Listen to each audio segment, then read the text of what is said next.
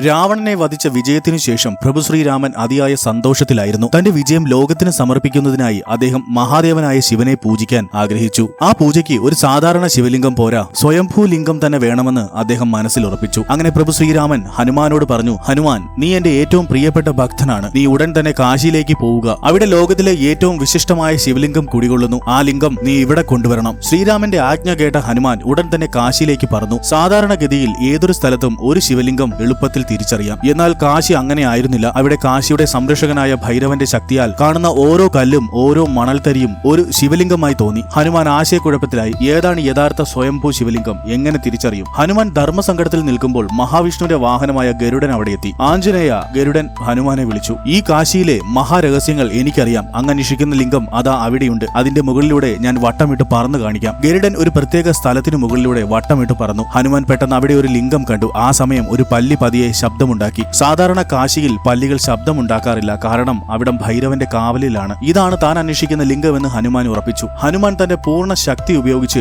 ആ ലിംഗം ഉയർത്താൻ ശ്രമിച്ചു. എന്നാൽ എത്ര ശ്രമിച്ചിട്ടും അദ്ദേഹത്തിന് ആ സ്വയംഭൂ ലിംഗം ഉയർത്താൻ കഴിഞ്ഞിരുന്നില്ല. പെട്ടെന്ന് ഹനുമാന്റെ മുന്നിൽ ഭൈരവൻ പ്രത്യക്ഷപ്പെട്ടു. ആരാണ് നീ? ഞാൻ കാവൽ നിൽക്കുന്ന ഈ നഗരത്തിൽ എന്റെ അനുവാദമില്ലാതെ ഒരു കല്ല് പോലും അനക്കാൻ ആർക്കും സാധ്യമല്ല. ഹനുമാൻ വിനയത്തോടെ പറഞ്ഞു, ഞാൻ ശ്രീരാമന്റെ ദൂതനാണ്. എനിക്ക് ഈ ലിംഗം കൊണ്ടുപോയേ തീരൂ. അത് നടക്കില്ല ഹനുമാൻ, ഭൈരവൻ തറപ്പിച്ചു പറഞ്ഞു. ഈ നഗരത്തിന്റെ രക്ഷകനായ ഞാൻ ജീവിച്ചിരിക്കുമ്പോൾ ഇതിന് സാധ്യമല്ല. തർക്കം രൂക്ഷമായി യുദ്ധത്തിലേക്ക് പോകാൻ തുടങ്ങിയപ്പോൾ എല്ലാ ദേവന്മാരും അവിടെ എത്തി. അവർ ഭൈരവനോട് പറഞ്ഞു, പവൻപുത്രന്റെ കർത്തവ്യം തീർത്തും വിശുദ്ധമാണ്. അങ്ങ് ഇതിന് സമ്മതിക്കണം. ദേവന്മാരുടെ വാക്കുകൾ കേട്ട് ഭൈരവൻ ശാന്തനായി. അങ്ങനെ അദ്ദേഹം സ്വയംഭൂ ലിംഗം കൊണ്ടുപോകാൻ ഹനുമാന് അനുവാദം നൽകാമെന്നും കൂടാതെ ഈ നഗരത്തിൽ ഇനിമേൽ ചില നിയമങ്ങൾ നിലനിൽക്കുമെന്നും പറഞ്ഞു. ഇവിടുത്തെ ആകാശത്തിന് മുകളിൽ കൂടി ഒരു ജീവിജാലങ്ങളും പറക്കില്ല. പല്ലികൾ ശബ്ദമുണ്ടാക്കില്ല. പൂക്കൾക്ക് സുഗന്ധമുണ്ടാകില്ല. മൃതദേഹങ്ങളുടെ ഗന്ധം ഇവിടെ ഉണ്ടാകില്ല. പശുക്കൾ ക്ഷേത്രപ്പടികൾ കയറില്ല. അങ്ങനെ ഭൈരവന്റെ കാവൽ ഇന്നും കാശിയെ സംരക്ഷിക്കുകയും ഭൈരവൻ പറഞ്ഞ ഈ നിയമങ്ങൾ ഇന്നും കാശിയിൽ നിലനിൽക്കുകയും ചെയ്യുന്നു. ഈ കഥ കാശിയുടെ ആത്മീയതയും അതിലെ അത്ഭുത രഹസ്യങ്ങളും എത്ര ആഴമുള്ളതാണെന്ന് നമ്മെ ഓർമ്മിപ്പിക്കുന്നു. ഇതൊരു ഐതിഹ്യ കഥയാണ്, അതായത് തലമുറകളായി വാമൊഴിയായി കൈമാറി വരുന്ന ഒരു വിശ്വാസം. കാശിയിലെ ഭക്തർ